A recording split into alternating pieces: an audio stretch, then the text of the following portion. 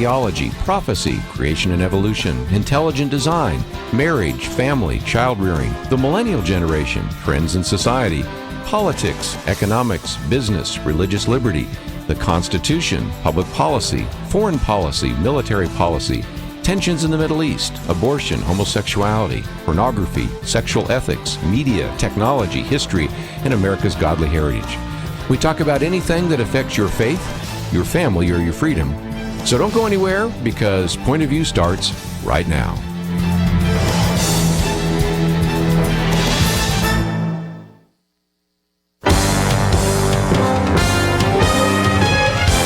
Across America, live, this is Point of View.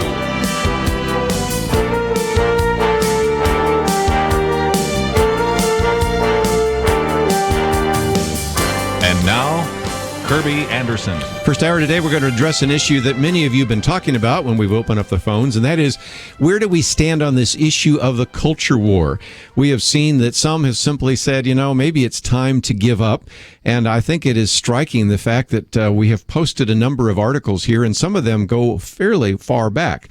For example, on Monday, you heard my commentary, if you happen to be on one of the stations that carry my commentary, where I quote from Pat Buchanan, and Patrick Buchanan's quote is one that Tim Wildmon actually put me on to, and yet that was written 15 years ago. We've posted an article by Tim Wildmon, Cultural Warriors Can't Give Up. That's from 7 years ago, so this isn't the first time that some of us have had to address this issue, but I think in light of the Supreme Court decision, in light of where the culture is going, there's some Christians that say, what is the possible reaction for us?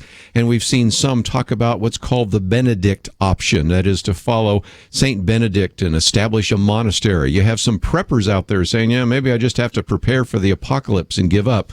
Others have said, well, maybe there's a time in which Christians might have to exercise civil disobedience. And of course, the most important issue, how can we be the salt of the earth and the light of the world? So we wanted to have an open discussion on that. And Tim Wildmon is with us. He is the president of the American Family Association as well as American Family Radio. Of course, the organization has over 2 million online supporters. Every month, of course, we receive the AFA Journal, and he is a good friend. And Tim, thanks for joining us today here on Point of View. Hey, Kerby, good to be on with you today, my friend. It's interesting that we are talking about people giving up when today David French posted a piece, which we're going to post tomorrow, and he said, here we thought we'd lost the war. He says he's discovered that since the Supreme Court's decision, 3 separate polls showed that support for same-sex marriage has declined. Not only that, almost 6 in 10 Americans now support the right of religious business owners to decline to participate in same-sex weddings. And at the same time, Planned Parenthood is a little bit on the ropes over the selling of baby parts. It doesn't seem to me like it's the time to quit the battle for these issues of life and family. What do you think? Hey, I agree with you wholeheartedly, Kerby. When President Obama was elected the second time, my wife Allison stayed in bed for 3 days. And probably not unlike a lot of your listeners right now. Not because he's a Democrat or a Republican, it's because he represented things proudly that were unbiblical and untrue in terms of staying the righteousness of God. Now, Republicans aren't all in with the righteousness of God all the time either, but in comparison to his opponent at the time, it was a lot different. So I say that to say this. She got out of bed, though, after 3 days. I'm exaggerating now, maybe yes. 2 days. But the point was that, we have ups and downs. Yogi Berra says we win some, we lose some, and some are rained out. So, that's just the nature of, Pat Buchanan's quote right there. He goes on to talk about the battle, if you will, is eternal, good versus evil. So we can't surrender, give up, quit. If we do that, then the other side, by the other side I mean the secular progressives, the secular humanists, they win easily because there's nobody to oppose them. So we may lose ultimately one day, but I wouldn't say we've lost yet. And there's still time to fight for our country, to proclaim the gospel, to do the right thing, to protect life of the unborn, to not give up on the future if nothing else, for the sake of our children and our grandchildren. If you're just going to quit, then just call your kids up or go into their room and say, I just want you to know Daddy's quitting on the culture war. I just want you to know that I'm not going to fight anymore for truth or righteousness or the Bible or God or anything like that. I just want you to know, I hope you're proud of Dad, because I'm not going to waste any more time on this. I'm giving up. So that's a long answer to say, no, we can't give up. We can't quit, even though we get depressed, when we get bad news. I was just thinking about when you said if we get off the field, then, of course, the other side wins. Right. And, I know you love football, especially if you watch Mississippi State, and if they came out sometime and the other team didn't show up, well, it's real easy to win that game. And Exactly. I remember talking to a man years ago who was first an ACLU lawyer and then became a Christian. And he said, in the 1960s, we weren't winning too many cases, but by the end of the 1960s and the early 1970s, we were winning most of our cases because there really was no opposition. And by that time, we'd established some precedents in the courts in the 60s. And he said it really was like playing a football game where nobody was playing defense. And it seems to me that we may not necessarily feel like we're successful, but I love kind of how David French said it. I thought we lost the war. Oh, it seems like maybe there's a backlash after all, and maybe there's more Lamborghinis to buy there. Go ahead. I couldn't listen. We didn't lose the issue of same-sex marriage because the American people are for it. We lost because of judges.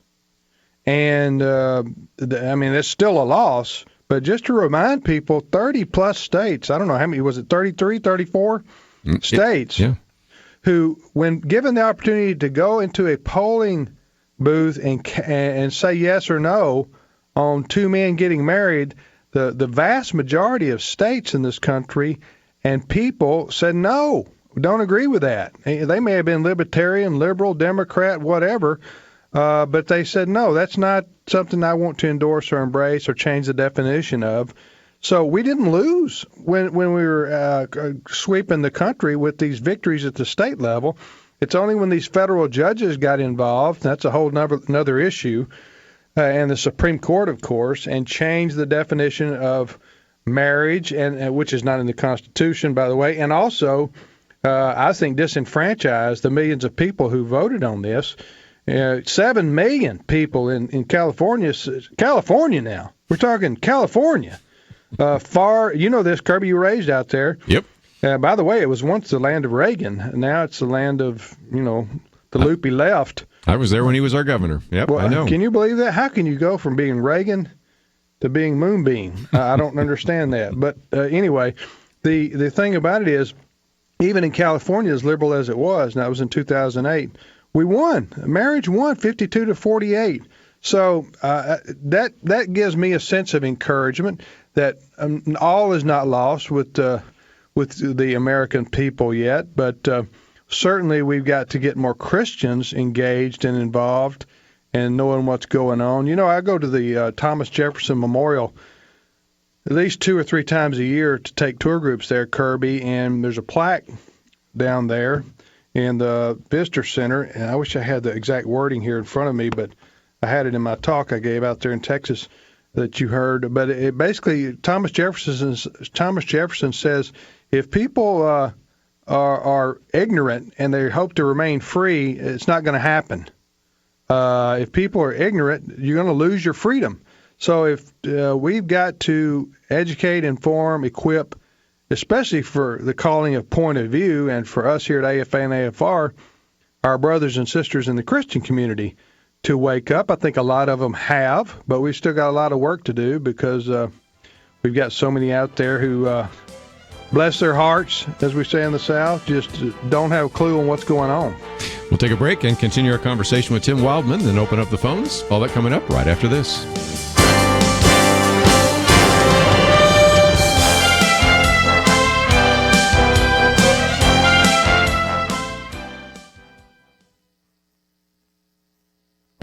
The Point of View Commentary with Kerby Anderson. The HUD Secretary of the Obama administration announced a government rule that will affect your family and community in ways that you might not have imagined. Stanley Kurtz says that is one of the most radical initiatives from this administration and has transformative potential. It gives the federal government power to impose preferred racial and ethnic composition, densifying housing, transportation, and business development in the suburbs and cities. Now, Stanley Kurtz wrote about this issue many years ago in his book, Spreading the Wealth, How Obama is Robbing the Suburbs to Pay for the Cities. He was on my radio program back then to talk about it, but now it has become a reality. Imagine if the government demanded that your neighborhood have a certain percentage of racial or economic mix. It could make that happen with these new HUD rules. Imagine the government wanted a higher density of people living in your community because a bureaucrat thought you had too many single-family dwellings. These HUD rules take away the power of a local community. A city official or a county official will no longer have the power they currently enjoy. Stanley Kurtz says that these rules replace them with a regional alternative that turns suburbs into hapless satellites of large cities. You might respond that your local government would never allow this to happen. Stanley Kurtz argues, once HUD gets its hooks into your municipality, no policy area is safe. Zoning, transportation, education, and all of it risks slipping into the control of the federal government and the new unelected regional bodies that the Fed will empower. How do they get their hooks in you? Take $1 of HUD money, and the local government now comes under the control of these bureaucrats. You might be asking, why haven't I heard about this? There have been some stories, but I think the administration wants to keep most of it quiet. A recent Rasmussen poll found that 83% of respondents disagreed with the idea that it was the government's job to diversify neighborhoods by income level. This is not a popular policy, and that's probably why you're now just hearing about it. I'm Kerby Anderson, and that's my point of view.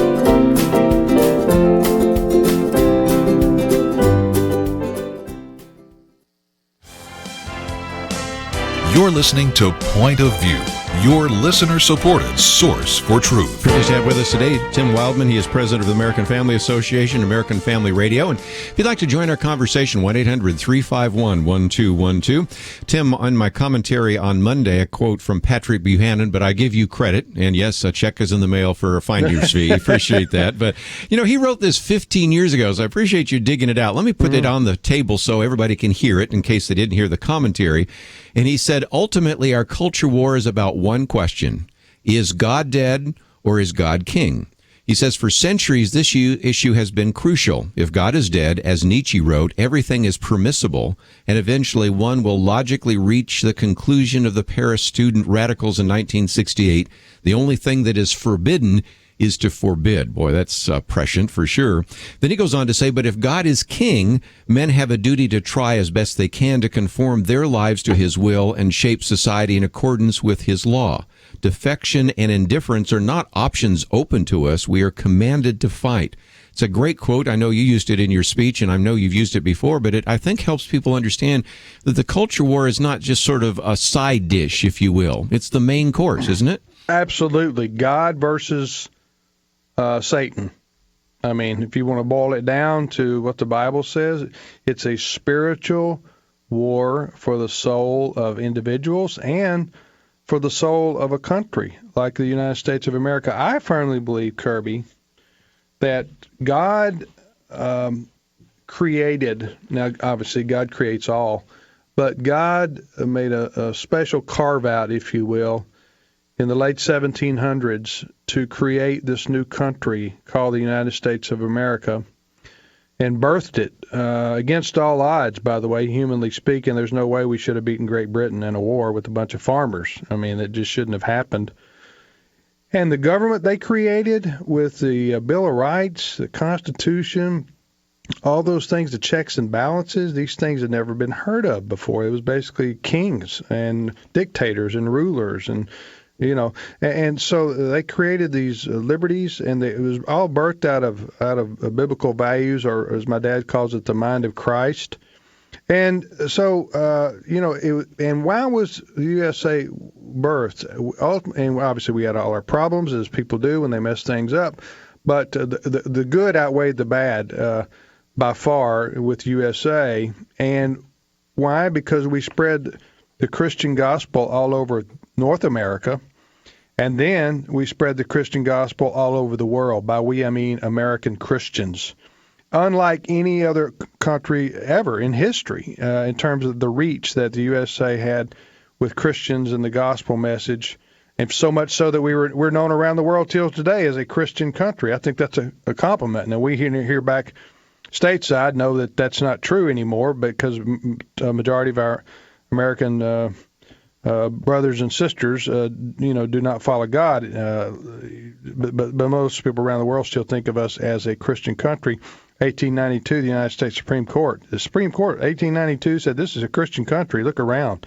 The evidences are clear. So, this is a spiritual war for America, and I think Satan hates America because America has spread the gospel around the world, and we still have a majority Christian nation. So that's my view. I can't prove it, but I think that's why we're so engaged for and we see so much going on for our country's future.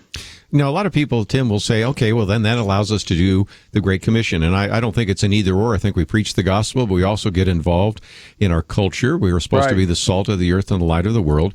What do you make of our fellow Christians? And I respect these individuals that I'm going to now disagree with, that these fellow Christians that say, there's really no place for Christians in the political arena. Leave the lawmaking to them. We just, we've lost the culture, and there's no reason for us to vote. There's no reason for us to encourage people in church to go and run for office. Your thoughts? Well, that's garbage. That's garbage theology. I mean, again, no offense to you if you subscribe to garbage theology, but then, no, let me be more serious with an answer. Here's the problem I have with that. It doesn't make any sense. We're told that we're to be Romans 13 people, right? Right.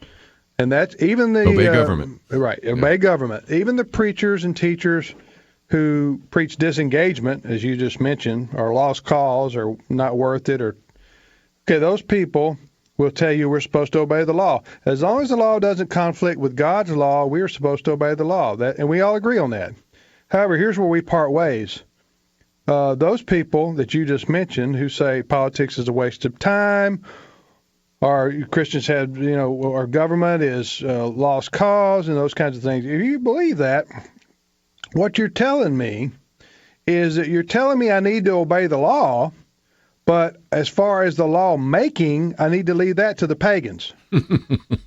Now, tell me that makes any sense at all. It makes none. What it is, you got this certain segment of our Christian brothers and sisters, as you say, Kerby, who are going to believe like you and I do doctrinally or theologically. They're going to be Bible-believing Christians of different denominations maybe, but still Bible-believing. And what they're trying to do, they're trying to get out of any confrontation with the world. Because why? It's no fun. Yeah. That's why. Because you get attacked. And and you get maligned, and you get talked about and written about. You get called a hater and a bigot. I mean, who wants to sign up for that? Yeah, I understand that. You've lived it. I've lived it. I know what it's about. So I know why people avoid that. So that's what a lot of these folks want to do. They just they're Christians, but controversy just makes them go home and throw up. So they just can't take it. And so they want to avoid it. And the way you avoid it is not getting involved, not getting engaged. And that's doing a disservice to the rest of us out here. We're standing out here fighting, and you're over there in the tall grass because you're intimidated, afraid, or scared, and so but oftentimes they hide behind this thing about, that's, politics is not very spiritual. And I remember one leading pastor whose name would be recognized by almost everybody I'm talking to right now, who I won't mention. He said that getting involved in politics for Christians takes away from time that could be spent with evangelism and doing other gospel-oriented things. And I thought, that's just so we can't chew gum and walk at the same time. Yeah. Like you said earlier, it's both and. It's not either or. And one more thing, is this a tirade yet, Kerby? I pulled up the soapbox. You're on it, and you keep talking. I don't know if it's a tirade or a rant or what I'm doing here yet, but I'm keeping going on and on. But the other thing with this is these folks, like I said, it's unfair to the rest of us out here who are fighting the good fight, and we've got brothers and sisters over here who are not with us, and they're not joining up. They're not doing anything. They don't even know what's going on. I tell you what, when the government comes and padlocks their church, guess what they're going to do? They're going to say, "Where's everybody been?" That's what's at stake here, religious freedom, the next front. And so that's what a lot of these folks do. They want to stay, disengaged, ignorant, and then when something bad happens to them with their religious freedom, then they're going to say, "Where's everybody been? Why didn't anybody fighting on this? Why didn't anybody doing anything?" So there you are. The other thing is that with regard to politics, it is messy. You don't win, or you don't win and you don't lose ultimately. So it's ongoing, because, and then you vote the right people in and they turn on you. So, you get frustrating. I understand that. And you don't have perfect candidates. You don't, and so some people don't want to get involved. If you don't have a person they agree with 100%, then they just say, forget it. And I think that's a flawed view of public life in America, but a lot of Christians, have that view. I can't support this guy because you remember last go around. Some of them said they couldn't support Romney because he was a Mormon. You remember that? Oh, I certainly do. And I said to them, and I understand Romney was not perfect, but you were left with two choices. Basically, one of them was going to win. I know I'm getting into trouble here with this one, but dividing our audience a little bit. But hear me out. I try to tell folks, listen. I wasn't a Romney fan either. I voted for somebody else in the primary, but the guy won, and it's him versus Obama. Obama stands for secular progressivism, secular humanism. He's pro-abortion to the hilt. He's going to put far-left judges on the court. They're going to come after Christians, as ultimately I was proven right with the IRS, for example, and other ways. Would you rather have a guy, you want to let a guy like that into office, or would you rather vote for a guy who's just not going to hurt you? You know what I'm saying? Sure. So just anyway, yeah. I only say that to say, and I understand. We had somebody on our staff I had to talk to about this, and they said I can't vote for him because he's a Mormon, and I said okay, but we're not electing a national pastor here. We're electing a CEO of the country. We'll take a break. 1-800-351-1212. Love to get your comments, and we'll take those right after this. What can you get for $5? In most cases, you can't even get a value meal at a fast food restaurant. But I'll tell you one thing $5 can do. If every listener to Point of View sent just $5 this week, believe it or not, and someone here did the math, Point of View could pay the bills for the next 3 years. That's what the numbers said. $5, 3 years. That's how many of you there are and how little it takes to keep us going. The problem is, most of our listeners have never contributed. Never. To make up for those who don't, others give large gifts, hundreds, even thousands, or monthly donations of $30, $65, $100. I don't know what you can do, but I encourage you to do what you can today, even if that's $5. Click the Donate Now button at pointofview.net, pointofview.net, or send your gift to Point of View, Box 30, Dallas, Texas 75221. Box 30, Dallas 75221. Thank you for doing your part for Point of View. Point of View will continue after this.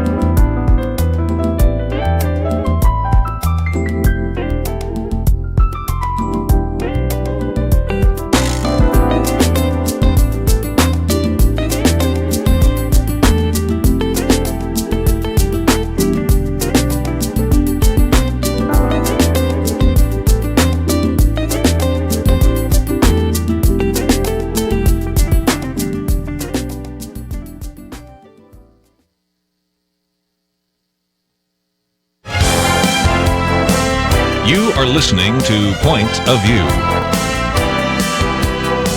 The opinions expressed on Point of View do not necessarily reflect the views of the management or staff of this station. And now, here again is Kerby Anderson. If you'd like to join our conversation, 1-800-351-1212. Tim Wildmon, president of American Family Association, American Family Radio, with us. One of our action items today has to do with Planned Parenthood. You know, we've been talking about these abortion videos that have come out.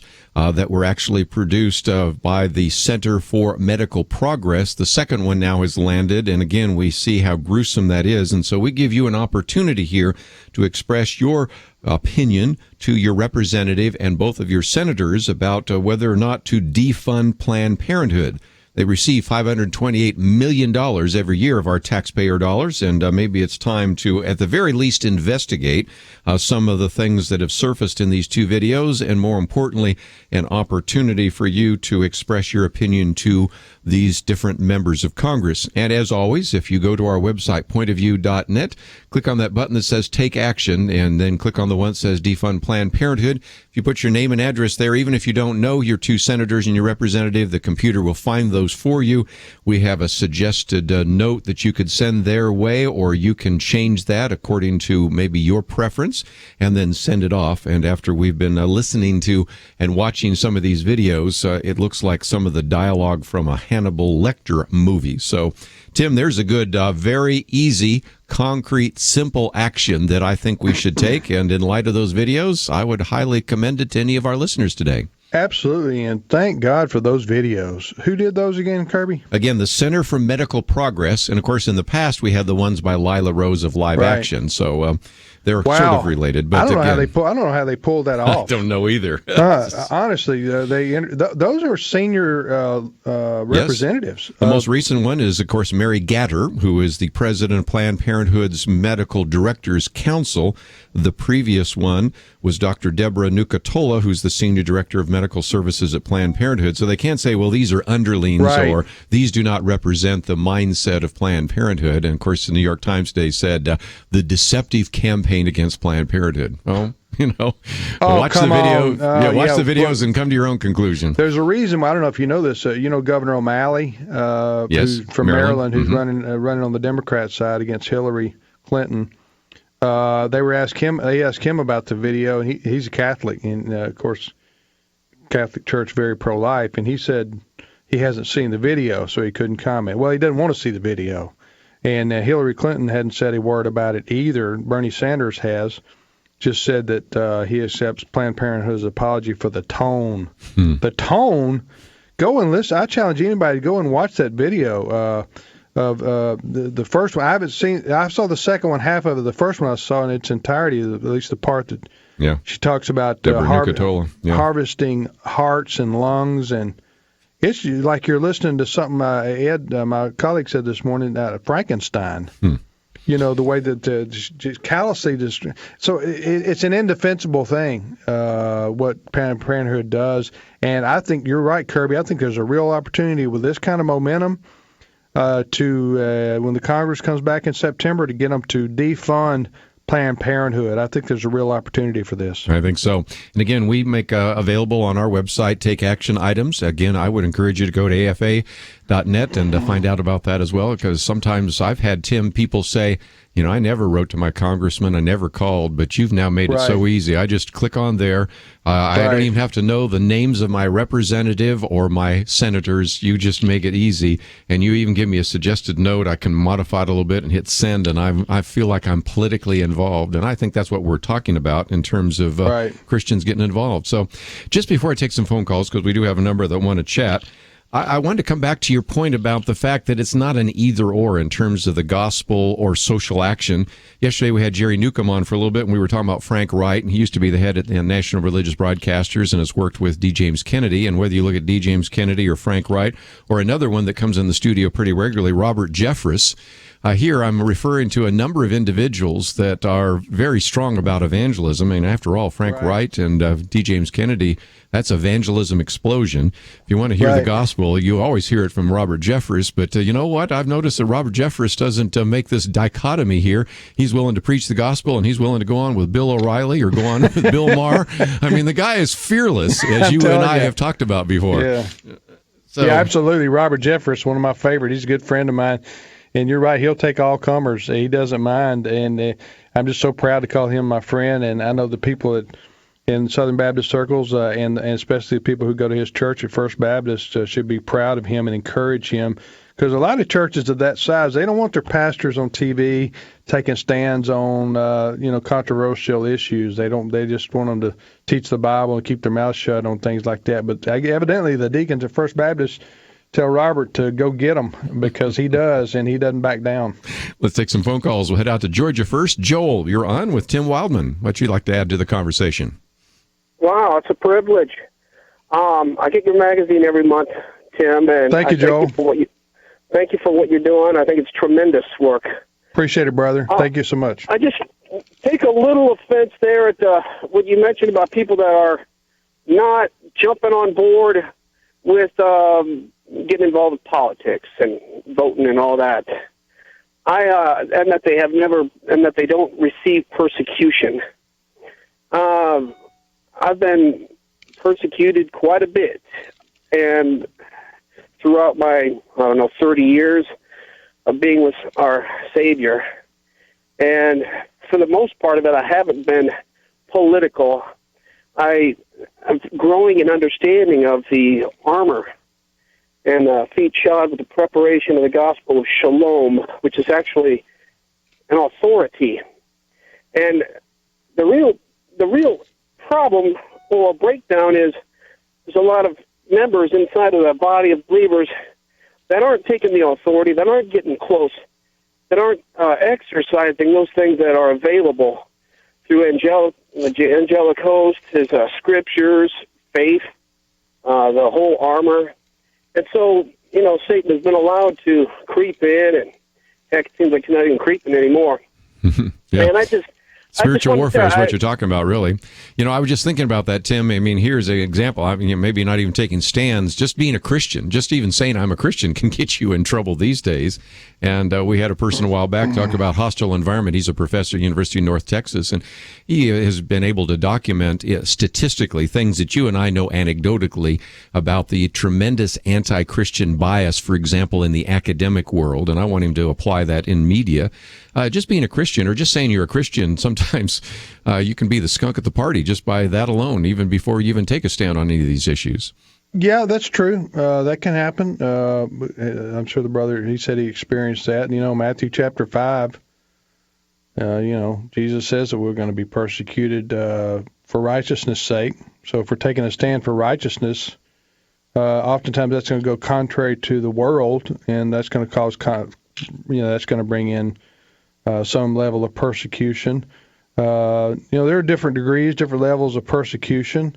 And we see around the world, some people lose their lives. So that's the ultimate persecution for their faith. We don't want that. I know some Christians say, well, we need more of that. We need more persecution to refine the church. And in America, I'm talking about, and I don't think you want more persecution, okay? I don't think you do. I think that may sound like something you're interested in. You don't want more persecution. If you want more persecution, move to China, okay, or move to one of these Muslim countries where Christians are not allowed to practice their faith. We don't want more persecution because of our faith. We want less in America. That's why we want freedom and liberty. And but we also want morality and ethics and values. All those things are combined. They go together. George Washington, our first president, his farewell address says religion and morality are indispensable supports for democracy. And so there is our founding father, the father of our country, saying without religion, which by that he meant Christianity, and morality, by that he meant the Ten Commandments, the Sermon on the Mount, then those are indispensable. That was his word, support. So you've got to have both. You've got to have Christianity and morality if you want to have a safe, secure country that allows for freedom and obeys the Constitution, the rule of law, and social order, and all those things. They all go hand in hand. We're going to take a break, and when we come back, I want to ask you real quickly about this idea of persecution and civil disobedience. Matt Barber the other day wrote a piece, Time for Civil Disobedience Christians, and I know, Tim, you've seen some of these documents that various people that we know have signed and say, if the government requires us to do this, we just can't go that Right. direction. It's Acts 5:29. But we need to take a break, and then we'll try to take some more phone calls. We may run out of time to this first hour to take those, but we'll give you that chance. And again, that phone number, 1-800-351-1212. One of the action items for you today is to express to your members of Congress your feeling about Planned Parenthood. A lot of that has been precipitated by these two undercover videos. By the way, I hear there maybe are more to come from the Center for Medical Progress, and they illustrate only so well why maybe we do not need to send our $528 million of tax dollars to Planned Parenthood. We'll take a break, come back with more right after this.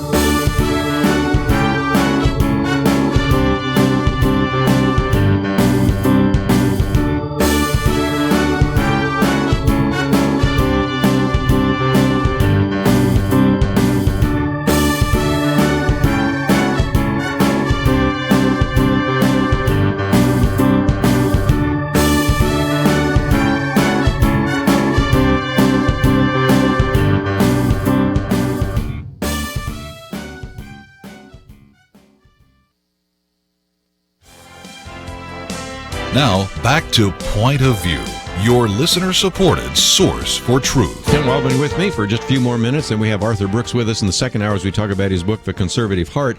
But if you'd like to know more about Tim Wildmon or American Family Association, click on his picture there. It will take you to afa.net. We also have his article from a number of years ago, Cultural Warriors Can't Give Up. Before we get back to the phones, what about this idea of civil disobedience? We are starting to see and hear, Tim, of a number of churches that are being called, and they ask, would you do same-sex weddings? And I think there's kind of a setup taking place there. And you know that if your father was still a Methodist minister and somebody asked him, I know what his answer would be. If you ask Franklin Graham, I know what his answer would be. Robert Jeffers, we know what his answer would be. But I think there are going to be some pastors that are going to feel some pressure, especially if other people in their same denomination say, that's not a problem. I think we'd be glad to marry a same-sex couple. There's going to be a lot of pressure for a lot of these churches and pastors to capitulate. How do we respond?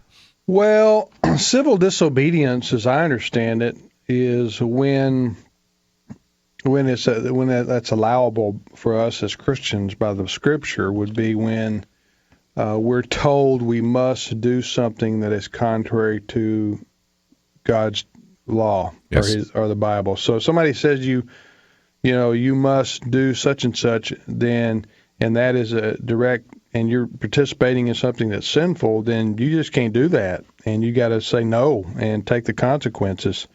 That's what I understand, Kerby, as wouldn't that be what you would understand as? Sure. My line is I think when there's a direct and specific command, if obeyed, would cause you to violate Scripture. And so that's why I think, some people want to react too quickly. If you were, for example, working in a hospital where abortions are taking place, for example, I think you could still say, I'm going to work in the hospital, but I want to change the policy. That's very different than if the doctor says to the nurse, you perform this abortion, otherwise you're fired. I mean, that's a clear example in the private sector. In the government sector, it would be saying, you have to perform this marriage, or you have to perform this service, and if not, you will be fined, or we will drive you to bankruptcy. Not that, of course, that would ever happen to like a baker or a florist, anybody like that. You see where I'm going? And so I think that's where the line is in the sand for people that are trying to figure out where that might be. I agree. And, we all hope and pray we're never put in that position. But if we are, we also hope and pray that we would, obey God before man. And the best thing to do, though, is fight for the right kind of laws so that we don't be put in that position in the first place. That's the point of Christian activism in politics and in government. And I know everybody's not into that like you and I are, maybe, Kerby, but you need at least at a minimal vote and know what you're voting about and who you're voting for. At least know that much, because those people are going to make – for example, obviously the most powerful office in America is the presidency. Well, a lot of people don't know. They just think, well, I'm voting for this person or that person. No. You're voting for a person that's going to sit in the White House for 4 years and appoint federal judges, which are lifetime appointments. So not, the Supreme Court gets a lot of attention, and it should when justices are appointed there. But these federal judges are out there all over the country in individual courts or in appellate courts, and they sit there for 20, 30, 40, 50 years sometimes.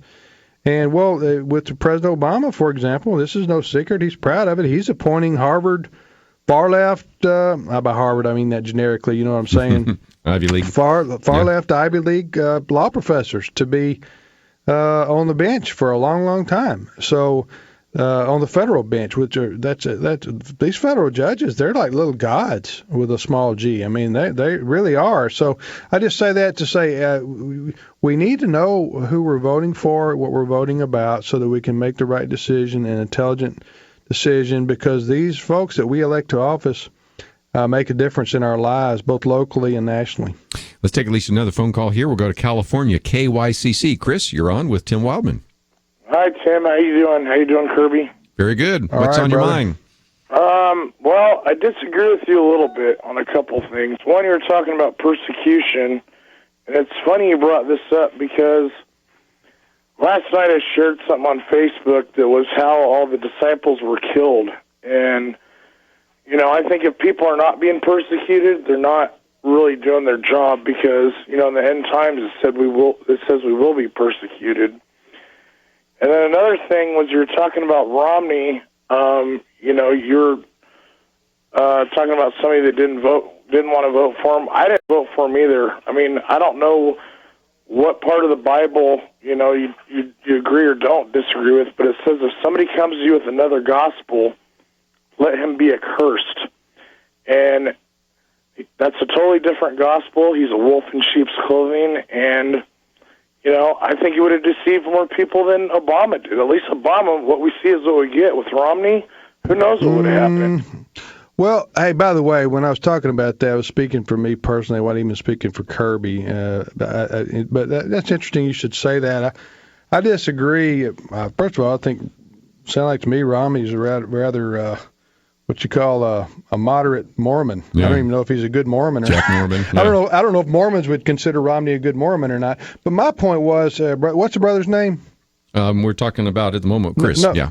Who am I talking to? Here? Chris. Yeah. Chris. Okay, that's real hard to remember. Chris, my point is, and again, we can disagree and still be friends, and I understand what you're saying is, I don't think Romney, I never heard him promote the Mormon religion. And by the way, Mormons are some of the most patriotic people that you'll find. They're good people. They're good moral people. They're wrong about the gospel message, but they're good people. I'd rather have a moral, decent, good person. He wasn't propagating or promoting Mormonism anytime I ever saw him in public. He was only talking about public policy, about laws, about being president, about being the leader of the country for all people. So that's my perspective is, would you rather have somebody who's going to intentionally go after the traditions of this country and all the things that a secular humanist and liberal progressive will do versus somebody who may be moderate, but they're not going to do a lot of harm to you, and they're not going to appoint people into agencies that are going to intentionally make your life harder and go after you as a conservative or a Christian? Or would you rather have somebody who's just going to be maybe not pushing the sign of things we want to push, but at least they're not going to be fighting against you? That's my view. I think that's very practical. I think that's, like I said, we're not electing a national pastor. We are electing a CEO of the country when it comes to being president. That's my view. If you disagree, that's fine. We can still agree to disagree. And I was also thinking that if you said I didn't like the choice that I had last time, that's all the more reason to get behind. Right. What are we up to now? 16 candidates on the Republican side and almost a half a dozen on the Democratic side. You got a lot of choices. So for somebody to say, well, I just think we need to have a better choice. I mean, we have sort of over-choice this time, so that's why to get involved, and that's why to look at a lot of these various voter guides and other things and to evaluate those. And now might be a good time to start following politics because it's really entertaining. That's for sure. For both of us as talk show hosts, we never lack of things Donald to talk Trump about. is giving us something to get up every morning and see what he said. That's the gift that keeps on giving, isn't it? Did you see where he gave Lindsey Graham's cell phone number? I know. You cannot make some of this up. It's unbelievable. Gave his cell phone number up and blew his cell phone up. Yeah, that's amazing. Anyway. I don't. What's going to be really interesting is when they have this Republican debate and out walks Trump onto the stage, and none of them shake his hand. Yeah, we'll see how this plays out. Yeah, maybe, almost out of time. Go ahead. I need to let you go, but again, people can go to afa.net, and if they've got comments or questions, if they didn't get on the air to talk to you, they can do so. And if they'd like to know more about what you do at the American Family Association, they can do so. So Tim Wildmon's been with us. We've got Arthur Brooks in the second hour today, and we'll be talking with him about the book, The Conservative Heart. Let's take a break, but as we do so, we encourage you to go to our Take Action item and let your members of Congress know what you think about Planned Parenthood. We'll be right back. Hank Aaron and Tony Gwynn. Even if you're not a big baseball fan, there's a chance that you've heard each of those names. Hammer and Hank hit 755 home runs. Gwynn, a contact hitter, better known for singles and doubles than the big bomb. But both men are in the Hall of Fame, and any team would have been glad to have them. Point of View needs a team of partners, including both Aarons and Gwynns. Are you a home run giver, or can you contribute a single? If you and every listener this week gave just $5 today, we could pay our program costs for about the next 3 years. 3 years, just $5. Step up to the plate today. Click the Donate Now button at pointofview.net, pointofview.net, or send $5 to Point of View, Box 30, Dallas, Texas 75221, Box 30, Dallas 75221. Do your part, $5. Support the winning team at Point of View. Point of View will continue after this.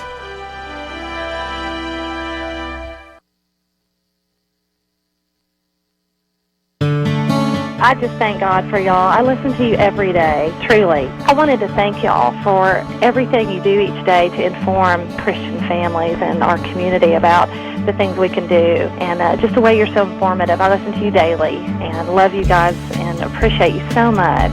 God bless you, Kerby, for keeping this show so on track and for the decades of wonderful help to this nation that Point of View has been.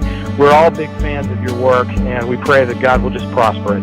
As a Christian, over the years that I've followed this program, I am constantly challenged to be on guard and to evaluate what's going on. And if for no other reason, to protect the caliber and the truth of your programming, I need to participate and to back your program financially to ensure that the truth stays out there for people to hear, to view, and to be a part of.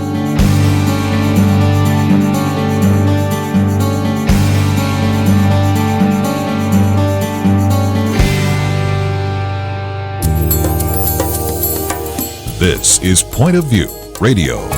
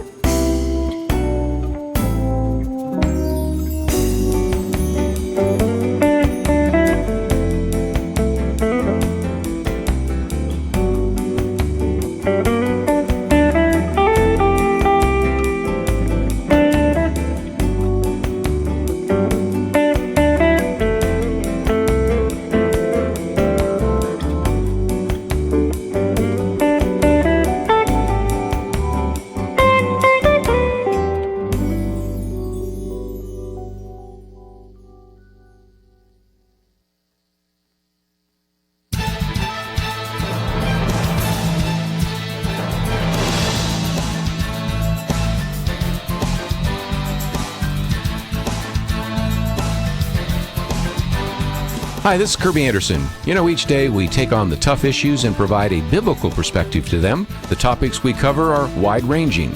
Apologetics, theology, prophecy, creation and evolution, intelligent design, marriage, family, child-rearing, the millennial generation, trends in society, politics, economics, business, religious liberty, the Constitution, public policy, foreign policy, military policy, tensions in the Middle East, abortion, homosexuality, pornography, sexual ethics, media, technology, history, and America's godly heritage. We talk about anything that affects your faith, your family, or your freedom. So don't go anywhere, because Point of View continues right now.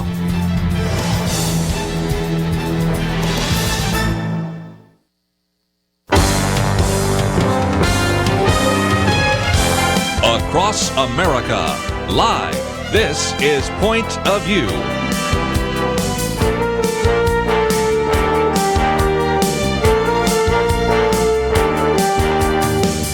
And now, Kerby Anderson. Second hour today, as we've just mentioned, we're going to be talking today with Dr. Arthur Brooks about his new book, The Conservative Heart, How to Build a Fairer, Happier, and More Prosperous America. Individual we quote from quite often. I can't even count the number of times over the years we've probably quoted from Who Really Cares. And of course, in the past, I've done commentaries on his books, The Battle, The Road to Freedom, which in a sense is kind of a play off of Friedrich Hayek's book, The Road to Serfdom, and this book, The Conservative Heart, which is a little bit of a play off of the book that came out years ago, back in 1953 by Russell Kirk, Conservative Mind. Arthur Brooks is the president of the American Enterprise Institute. He was a professor at Syracuse University, has a BA, MA, Masters of Philosophy, and Doctor of Philosophy in Public Policy, and as I've mentioned, author of many of those books, probably the best known right now, The Road to Freedom, How to Win the Fight for Free Enterprise. It was a New York Times best-selling book, and I suspect this book, The Conservative Heart, will be that as well. Arthur Brooks, always great to have you on the program with us. Thank you, Kerby. What a joy to be with you. You talk a lot about happiness, and I thought we'd start there. Anybody that's heard us quote from you before will talk about the fact that true happiness comes from earned success. A person that wins the lottery, for example, probably won't feel as accomplished and as happy as a person that, I don't know, maybe studied French horn and eventually played for the Barcelona Symphony, for example. Let's use that as an example. Well, there's a crazy example. That's an example from my own life. People who read The Conservative Heart will learn a little bit more about my own winding path to being the president of a think tank. Pretty non-traditional stuff. Yeah, coming from Seattle, being a musician, and then only later getting into some of these issues. Go ahead. Yeah, sure. I finished college when I was 30 after a long and winding road as a professional musician, which I enjoyed very much, but I realized that studying is something I needed to do. So my wife and I, we moved from Spain to the United States. My wife is Spanish. We married there. And when we came to the United States, we both took up studying, and I learned economics of all things. And the reason I did is because, and I talk about this a lot in The Conservative Heart, that economics was the perfect way for me to learn about what I cared about the most, which was poverty. I mean, I take very seriously the commandment, the instruction that we have in Matthew 25, that we have to care for the least of these, our brothers and sisters. And I wanted to find the best way I could find to help take care of people, to alleviate need. And what I found, Kerby, really shocked me. It made me into a conservative, as a matter of fact. Coming from a liberal family in Seattle, after all, this was a pretty dramatic thing. But I found that the reason that poverty had fallen in the world by 2 billion people was because of conservative ideas, the ideas that many of our listeners share, ideas about free enterprise, ideas about family formation, about many of the things that we take for granted, that spread around the world from the American free enterprise system after 1970, and decreased the number of people in starvation-level poverty by 80%. That's what made me a conservative. That's what gave me, I think, a conservative heart. Yes. Well, again, we are going to be talking about, really, as you do in a couple of the books, Road to Freedom, and, of course, this new book, The Conservative Heart, the fact that we need to change the way we communicate that, and we'll end with the 7 habits of highly effective conservatives. But let's stay on that issue of poverty for just a minute, because you don't have a lot of charts and graphs, but one that I thought was most arresting is early on in the book, where you show the official poverty rate, and you see it dropping until we have the war on poverty. And it's dropping in large part because of the free enterprise system. But then if you compare the war on poverty, and we've talked about this, now 50 years later, we can see how we've done. The official poverty rate is essentially the same. And so it's obvious that what we were doing before the war on poverty was much more effective than 50 years of spending trillions of dollars. Talk about that, if you might. Yeah, absolutely. So, and this is something that the listeners need to keep in mind. We hear again and again and again that the only way to alleviate poverty is with very big government programs, but we've had the biggest experiment, we show in the book, a tremendous experiment in trying to alleviate poverty called the War on Poverty. Ronald Reagan used to joke that we had a war on poverty and poverty won. Well, there's a lot to that. We've spent at least $15 trillion since the war on poverty started. And by the way, it was declared one day after I was born. I'm literally a child of the war on poverty. And over those $15 trillion, the poverty rate has decreased from 15% all the way down to 14.7%. Now, there is less material need, but that's because the free enterprise system has made it possible for people to get things more cheaply and to get more goods and services, cars, telephones, etc. But the idleness rate, the amount of work, particularly among able-bodied men, has decreased. The number of men who are of working age and able-bodied who are not working has tripled since I was a child. So I would argue that even though the poverty rate has stayed the same, misery has increased, and it's increased because of bad government policy. This has to stop, and conservatives need to fight for the poor better. I would think so. Let me take up on that for just a minute before we get into some of the lessons. And one of those you just said in passing, but it's very important.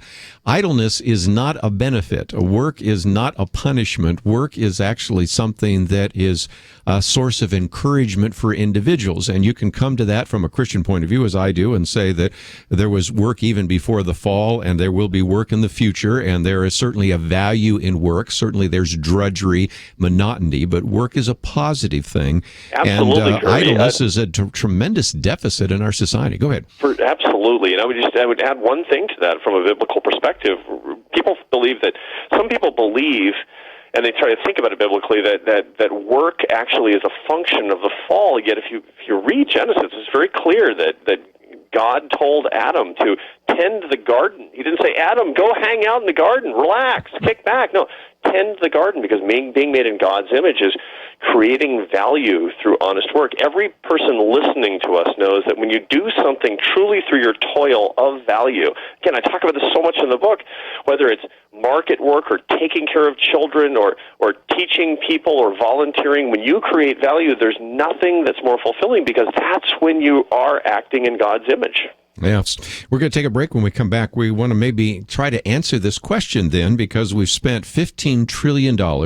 We haven't been able to move the needle. One of your colleagues, Charles Murray, who's been on the program with us, and he talks about this in Coming Apart, and we can see this in both white communities, which he focused on there, or black communities, or all communities, certainly what we can do. And so there's some very important lessons to learn about addressing this issue of poverty, and that is part of this book, The Conservative Heart, How to Build a Fairer, Happier, and More Prosperous America. So we'll focus on that. But near the end of the program, I do want to focus on some of the habits of highly effective conservatives. In many of his books and in the videos that sometimes we've even posted on Point of View, we've had him speak to this issue about how sometimes there's such a focus on facts and figures and data and things of that nature. And certainly I do that on this program, but there's also an important issue of dealing with people, happiness, the stories that we can tell, and some of the things that we can learn in terms of the kind of communication that has been very successful in the past occasionally. Ronald Reagan certainly was able to understand that and needs to be part of our communication in the future. So this is going to be not only a conversation today about addressing this issue of poverty, but also how to know how to talk in a way that more of your peers, your friends, your family, your coworkers, neighbors might really begin to listen to what you say. So we're going to take a break and continue our conversation today with Arthur Brooks. We think very highly of his books, and of course you can find his books in your local bookstore, but we also of course have an opportunity for you to order them online and also to connect up with the American Enterprise Institute. We'll be back with more right after this.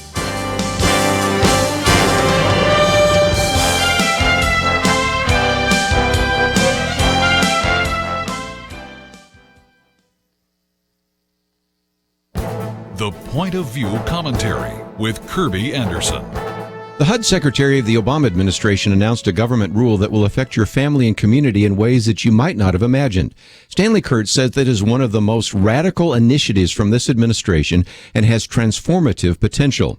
It gives the federal government power to impose preferred racial and ethnic composition, densifying housing, transportation, and business development in the suburbs and cities. Now, Stanley Kurtz wrote about this issue many years ago in his book, Spreading the Wealth, How Obama is Robbing the Suburbs to Pay for the Cities. He was on my radio program back then to talk about it, but now it has become a reality. Imagine if the government demanded that your neighborhood have a certain percentage of racial or economic mix. It could make that happen with these new HUD rules. Imagine the government wanted a higher density of people living in your community because a bureaucrat thought you had too many single-family dwellings. These HUD rules take away the power of a local community. A city official or a county official will no longer have the power they currently enjoy. Stanley Kurtz says that these rules replace them with a regional alternative that turns suburbs into hapless satellites of large cities. You might respond that your local government would never allow this to happen. Stanley Kurtz argues, once HUD gets its hooks into your municipality, no policy area is safe. Zoning, transportation, education, and all of it risks slipping into the control of the federal government and the new unelected regional bodies that the Fed will empower. How do they get their hooks in you? Take $1 of HUD money, and the local government now comes under the control of these bureaucrats. You might be asking, why haven't I heard about this? There have been some stories, but I think the administration wants to keep most of it quiet. A recent Rasmussen poll found that 83% of respondents disagreed with the idea that it was the government's job to diversify neighborhoods by income level. This is not a popular policy, and that's probably why you're now just hearing about it. I'm Kerby Anderson, and that's my point of view.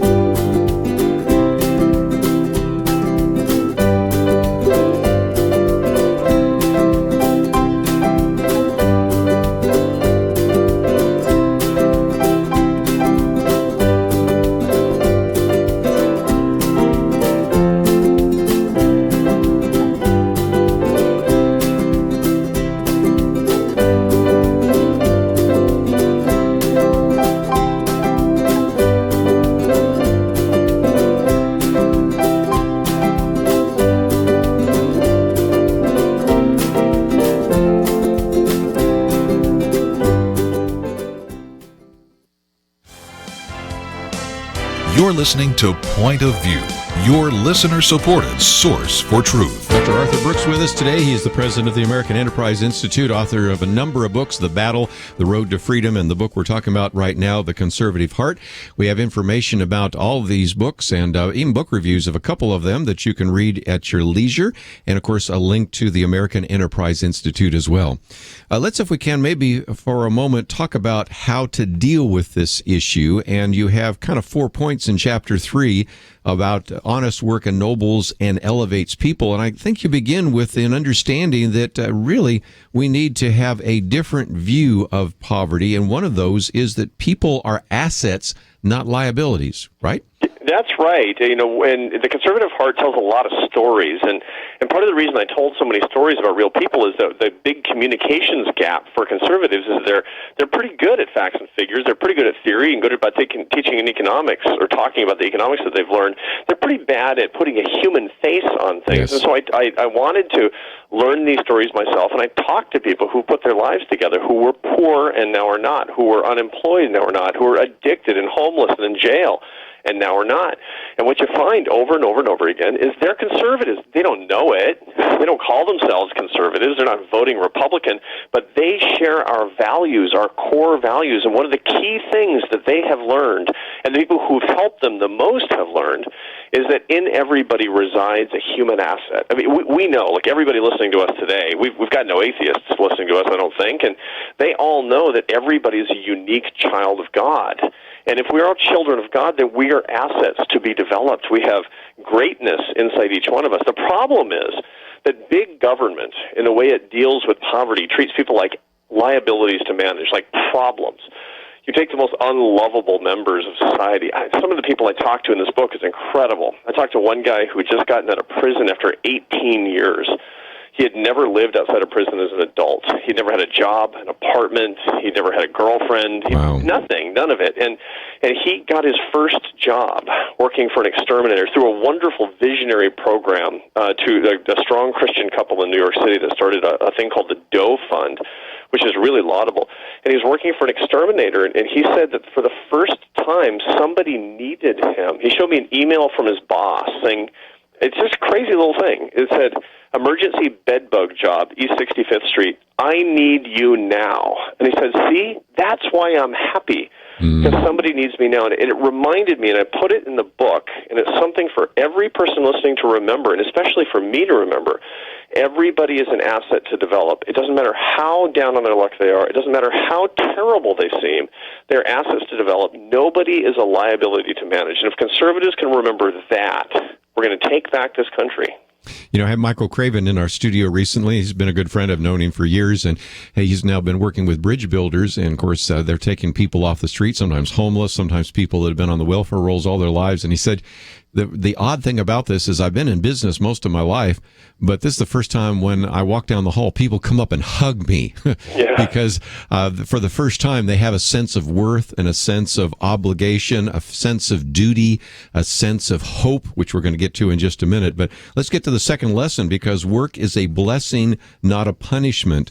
Idleness is one of the great disasters of the welfare system, and work is not a punishment. It's something that I think people get a sense of meaning out of. Absolutely. And in the conservative heart, I ask each reader to ask him or herself the following question.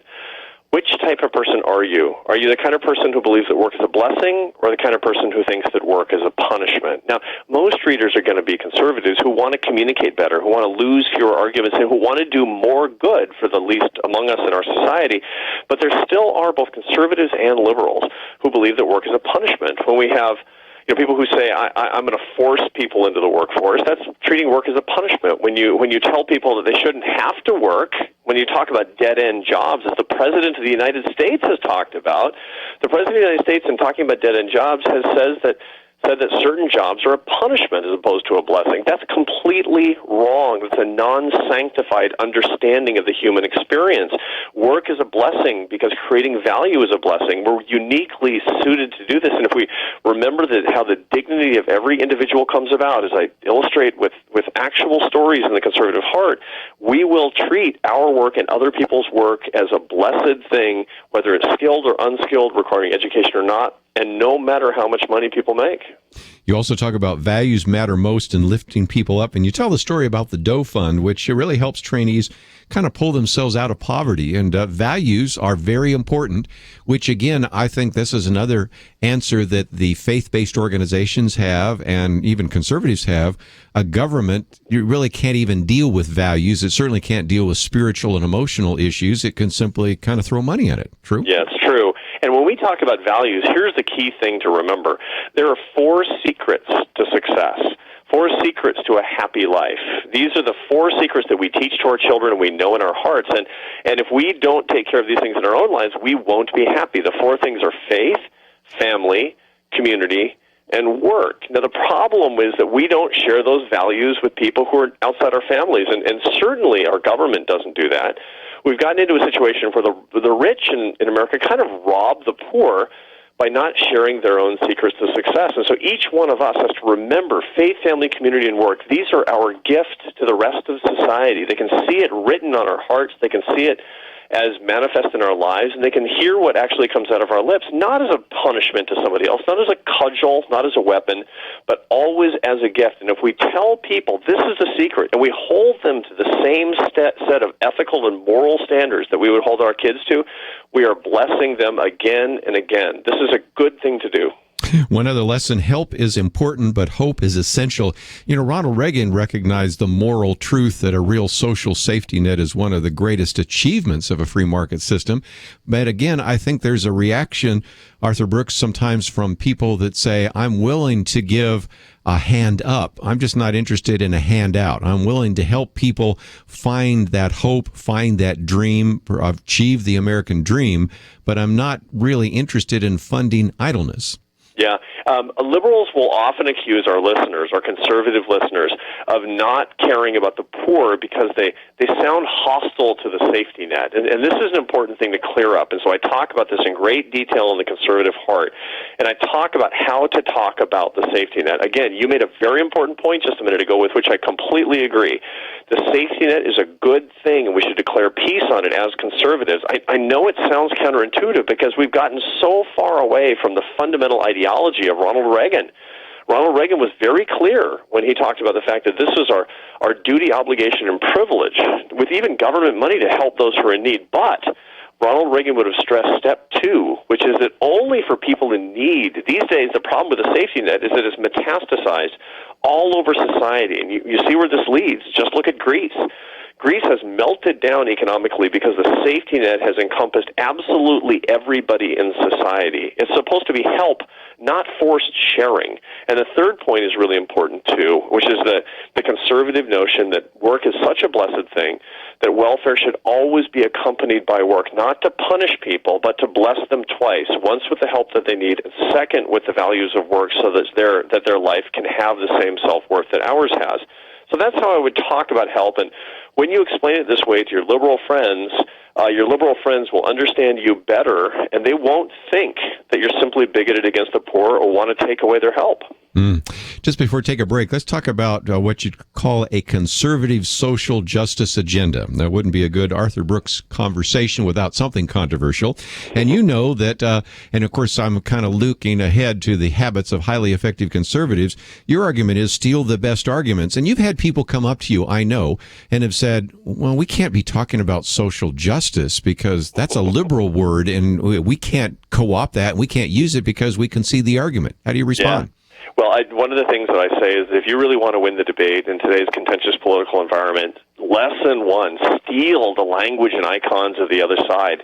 Take all the best ideas. Social justice, if you don't look at the political connotations, because we always think about very, very left-wing Christians, Catholics and Protestants who think about social justice, but the words on their face make a whole lot of sense. We believe in justice as a society. It's a fundamental moral principle, and social justice where each one of us is held to account for our actions. Each one of us is equal because we're equal children of God, and all of us have the same opportunities. That's social justice, and it's a great thing. Conservatives should be fighting for that. We just define it differently than liberals do. So take the term and fight for it, and that's what one of the agenda items that I have in the book, The Conservative Heart. Well, we're going to take a break, and when we come back, if you'd like to join us, this is one of those kind of sit back and listen, but if there's something that we say that you'd like to interact with, feel free to do so. 1-800-351-1212. The book is entitled The Conservative Heart, How to Build a Fairer, Happier, and More Prosperous America. I can't imagine you wouldn't be able to find it in your local bookstore, but as always, we provide a link in case you wanted to order it or the book I mentioned earlier, The Road to Freedom. We also have book reviews of both of those, so you can read a little bit more about that. And, of course, we have a link to the American Enterprise Institute. We're going to have a lot more to say, but if you'd like to join us, 1-800-351-1212. We'll be back with more right after this. Imagine you're in a room with 99 other people, 100 of you total. All of you listen to Point of View. You have that in common. What you don't have in common is that only one of you, actually less than 1 in 100, has ever supported the work of Point of View. That's what a recent study showed. 1 in 100, fewer than 1% have given, 99% have not. You listen, so I know you appreciate what this program provides. Now, I invite you to move from the big group to the little one. If 1/3, 33% of those listening, gives just $5 this week, we could fully fund Point of View for a year, 12 months. Not everyone will, not everyone can, but can you Give $5 today, or maybe $55 or $105.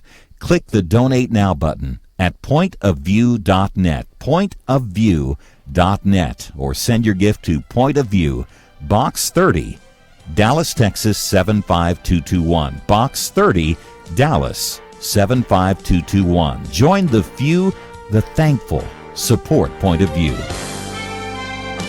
Point of View will continue after this.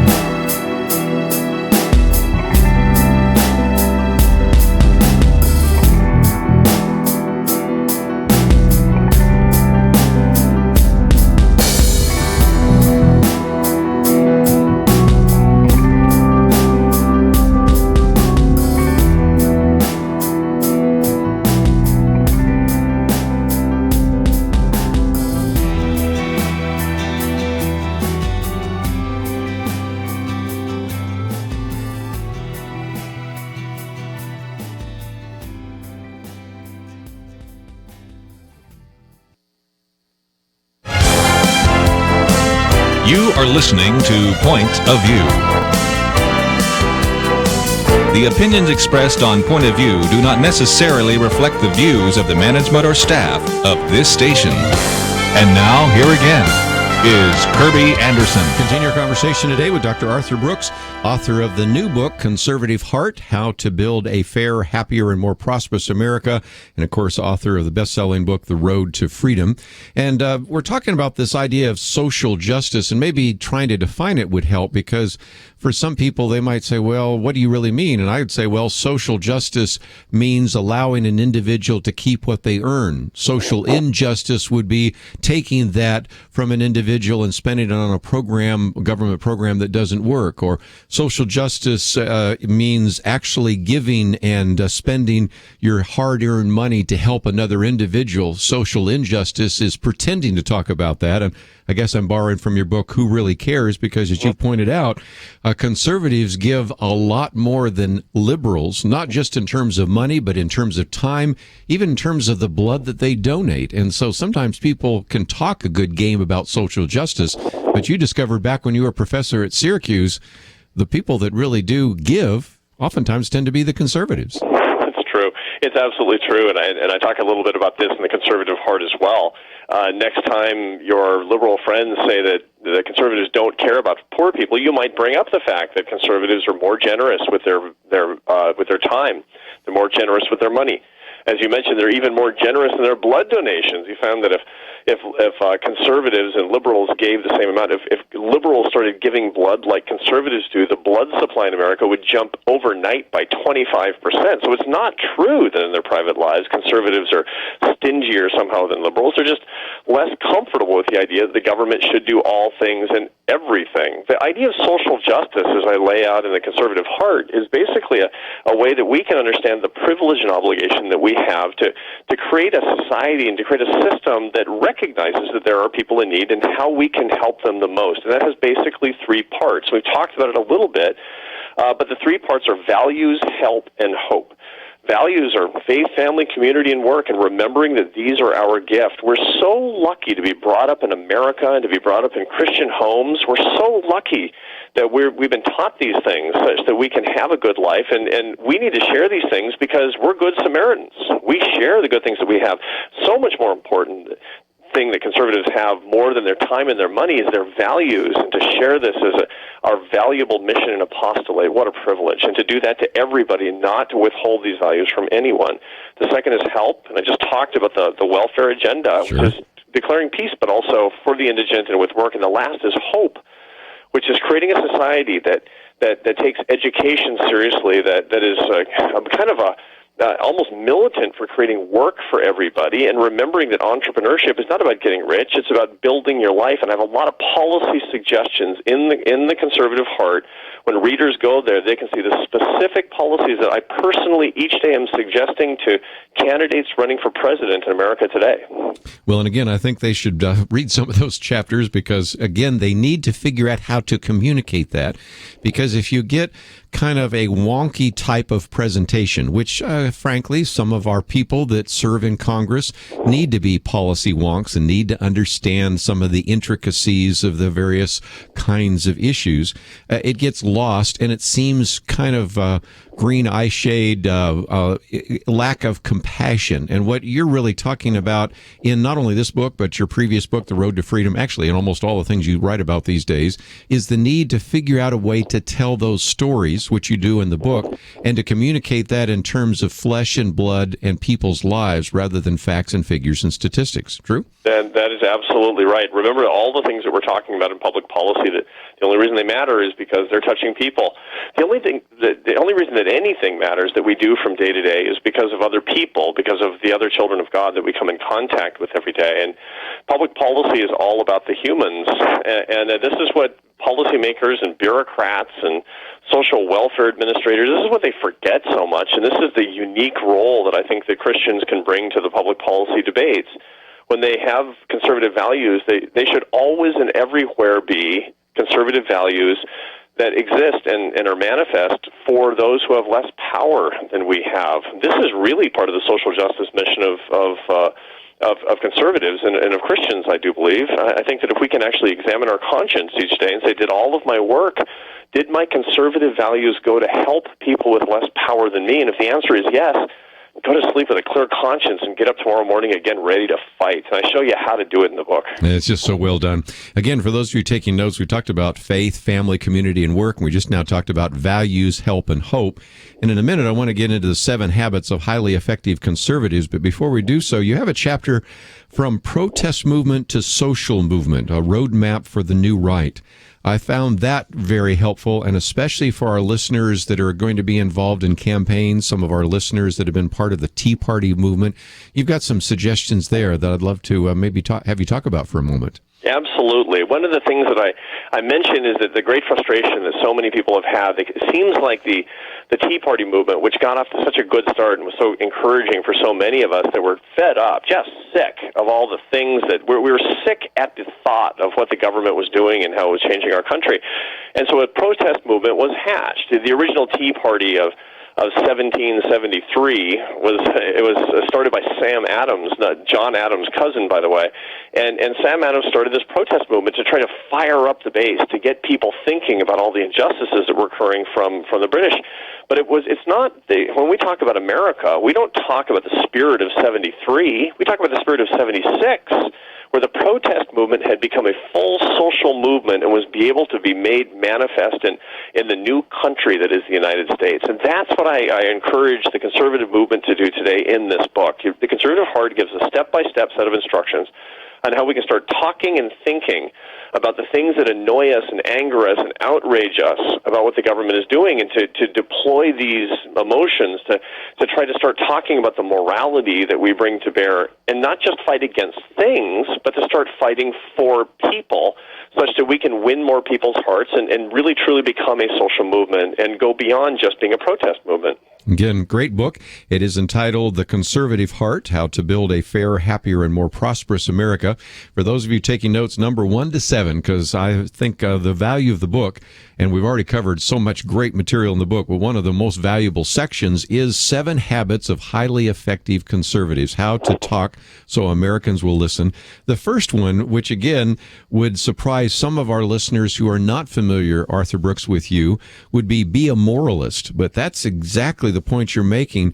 You really need to start with the why, and you need to people really, in a sense, attract not just the mind but the heart. That's why you've entitled this The Conservative Heart. Talk about that if you might. That's right. Now, the 7 Habits of Highly Effective Conservatives, the long chapters at the end of the book, and it's a debate training manual. And my guarantee to our listeners today is that if you read this and you commit it to some kind of memory, I promise that you're not going to lose debates anymore to liberals who say that you don't care about poor people. This is exactly the material I use when I'm working with members of Congress. A lot of members of Congress, presidential candidates, senators, members of the House of Representatives come through my institution, the American Enterprise Institute, and I personally work with them on their debate training, on their town hall and interview techniques, and these are the exact lessons I teach them.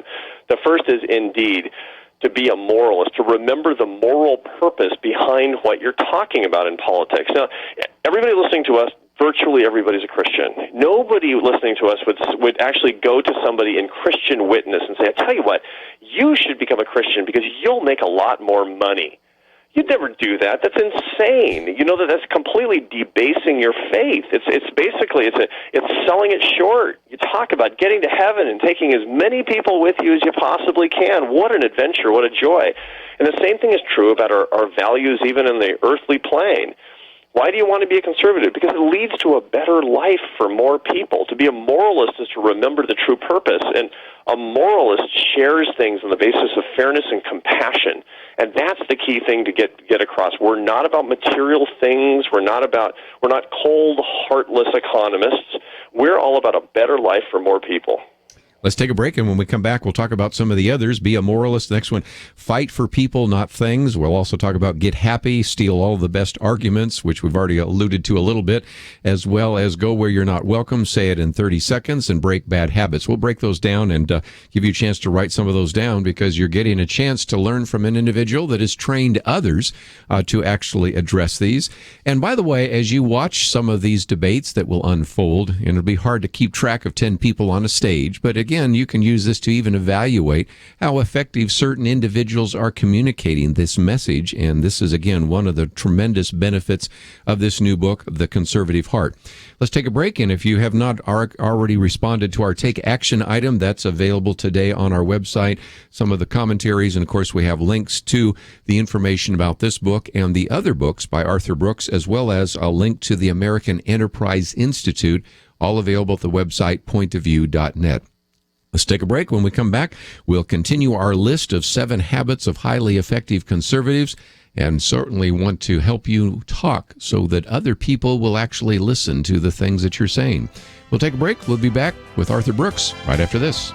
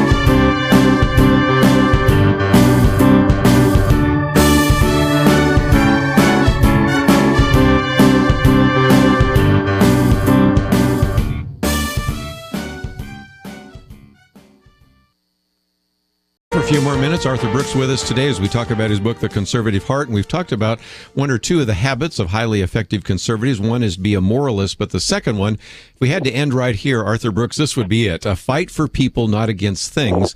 And you use two examples, both of which resonate with me.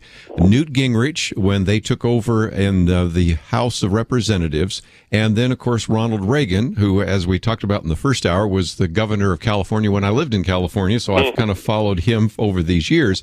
Newt Gingrich, the first one. I remember even when Marlon Maddox was the host of the show, he said the problem with the Republicans was they forgot that they were now the majority, not the minority. And a minority is obviously in opposition. And you make a case that so often conservatives fight against, and fill in the blank, ACLU, Planned Parenthood, Teachers Union, whatever it might be.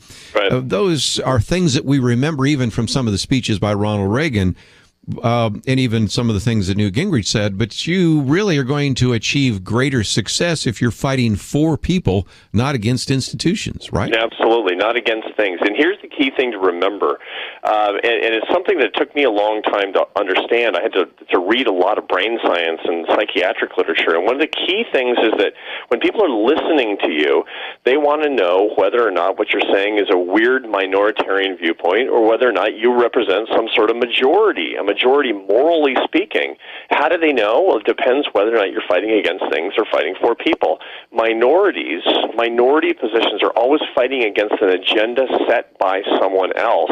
So people don't even know it, but when they're listening to you and you're fighting against Obamacare or against teachers' unions or against taxes or against debt or deficits, you sound like a minority, and people think that you're kind of part of a little cause, maybe even a fringy cause. On the other hand, if you have the same point of view, but you gear it toward people, you sound like you're the member of a majority, and it's more compelling to people. So what I would ask our listeners to do, and there's lots of examples in the book that they can get of how to do this, but what I would ask them to do is next time you have a strong point of view, don't think about the thing that's outraging you. Think about the people who are being hurt by the thing that's outraging you, and talk about them. Talk about the kids who are not getting a good education, the people who can't choose their doctors, the people who are unjustly being taxed and taken and having their property taken away, and then suddenly you sound like a majority.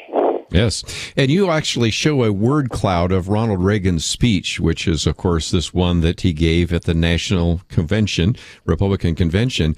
And, of course, the word government shows up big because, obviously, he's talking about government. But the other word that's even bigger is the word people. And oftentimes when people quote Ronald Reagan, they will quote some of those where he was attacking, criticized something. But if you look at those speeches that elevate, and recently I did go back and look at some of those speeches, they are all about people and the dream and the American dream and American exceptionalism, all the things that light up those parts of your brain. Yeah, that's right. That's exactly right. And you go back and you look at virtually any speech Ronald Reagan gave, and I did an analysis of Ronald Reagan's nominating speech in the Detroit Convention in 1980. That was the first speech I ever heard of Ronald Reagan's, by the way. I was 16 years old. I was starting to pay attention to politics a little bit. And I was a liberal, by the way. I came from a liberal family, as I mentioned earlier, in Seattle, Washington. But if you look at the analysis in the book, you'll see that the number one word he used was people. He said it 39 times. And if you add in all the different types of people, particularly vulnerable people, he talked about the elderly, he talked about the poor, he talked about children, talked about workers. It comes to 87 times. Ronald Reagan was a warrior for people. That's why he was considered to have majority opinions. That's why he was seen as an optimist. That's why people actually wanted to join him, because everybody's listening to us. When we talk about the things in our society, they want to join happy warriors, and happy warriors are always those who are fighting for people, not against things. Yes, well, that's number 3, get happy. And, those happy warriors, I count Patrick Buchanan, who I quoted in the last hour, as a friend, but at the same time, that's the difference between, say, Ronald Reagan and a Patrick Buchanan. And it's the difference between some of the candidates right now on the stage that look really angry and those that inspire a vision for the future. And that's really what, again, we know from brain research as well as psychological research that people want to get behind a winner. They want to be behind somebody that they'd actually enjoy having dinner with, not somebody that they see coming and say, let me turn the other way because they're just going to fill my, my brain or the whole air atmosphere and all the oxygen with all these negative comments. And that's what we're looking for right now in terms of a leader, don't you think? No, absolutely, absolutely. And when you think about it, think about the people you work with, and you get tired of somebody who's negative all the time, somebody who's angry all the time, and people really don't ultimately. They will follow a candidate who's all about anger, but not for very long. These are the candidates who have a 2 or 3 week bounce and then suddenly fade away, always. And this is the biggest danger, by the way, for the Republican Party. The Republican Party is deciding right now. I mean, look, this very day, this very week, is the Republican Party a party of anger, or is it a party of aspiration? Is it a party that lifts people up, or is it a party that insults people, calls them dummies, calls them stupid, insults people, says that people are criminals? Look, I understand that we got problems in this country, but if we can't use aspirational speech, who are we? And quite frankly, here's the basic math for Republicans. We need more people in this country following the Republican movement and the Republican Party, and that's how Republicans are going to win in 2016. You can't have fewer people who are more fired up. The math just doesn't work, and you get more people by getting people to say, these are the guys who are actually starting to make some sense for all the problems in this country, and the problems in this country largely revolve around people who've been left behind by the Obama administration, which didn't take care of poor people at all. Yes. So we got to have better solutions, and we have to have more mercy, more compassion, more optimism, more solutions, and happiness.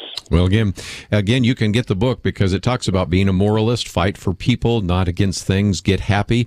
One that we mentioned a minute ago, steal all the best arguments. We already kind of talked about that. Go where you're not welcome. And I remember people like Jack Kemp and others have done that in the past. Say it in 30 seconds and break your bad habits. And so, again, I would encourage people to get a copy of the book. It is very well written and very easy to read, over about 200 pages. Just before we go, though, let's, Arthur Brooks, talk about what people can find at your website, American Enterprise Institute, because there's some great resources, and I know people will appreciate the work that you've done there. Well, AEI is a policy think tank in Washington, D.C. We live in Washington, so our listeners don't have to. We're your intellectual representative, all about ideas. 225 of us, warriors working full-time for free enterprise and American greatness and good values. And if you go to our website, aei.org, you'll find resources on virtually every area of public policy, filled with facts, filled with the right kinds of arguments. And here's my basic guarantee to everybody who's listening to us. If you go to aei.org, and you read what you're most interested in, tonight at dinner, somebody's going to say to you, man, when did you get so smart? That's what you get to by going to aei.org. Again, Arthur Brooks, author of The Battle of the Road to Freedom, as well as The Conservative Heart, and the earlier book, Who Really Cares? Just a few of the books that I have on my table right now, as those of you are watching the broadcast. And Arthur Brooks, we appreciate the good work that you do. We quote from you often, even when you're not on the program. It was good to have a chance to hear from you face to face. So thanks for joining us today. Thank you. God bless you, and God bless all of our listeners today. You will find all the information that you need right on our website, pointofview.net. Of course, you can go to aei.org, but we also have that link, and we have information about a couple of these books, as well as some kind of book reviews. So in case you wanted to read a little bit about them before you order them, that is certainly the case. I don't think you'll have any difficulty finding, especially this new book, The Conservative Heart, in a bookstore. He has certainly done very well in that previous book. The Road to Freedom was a New York Times best-selling book, and so I'm sure you'll find this book in your bookstore as well. If not, of course, we've made it very easy for you to find it, and we encourage you to go to the website, pointofview.net. Just as you do so, don't forget we have an action item today. If you'd like to tell your 2 United States senators and your representative what you think about Planned Parenthood, we've made it about as easy as we can possibly do. So just simply go to the website, click on the Take Action item. Want to thank Andrew and Abby and Catherine and Matthew and Chris. Have I missed anybody? Everybody being involved behind the scenes. Have a great day. We'll see you back here tomorrow. Hank Aaron and Tony Gwynn. Even if you're not a big baseball fan, there's a chance that you've heard each of those names. Hammer and Hank hit 755 home runs. Gwynn, a contact hitter, better known for singles and doubles than the big bomb. But both men are in the Hall of Fame, and any team would have been glad to have them. Point of View needs a team of partners, including both Aarons and Gwynns. Are you a home run giver, or can you contribute a single?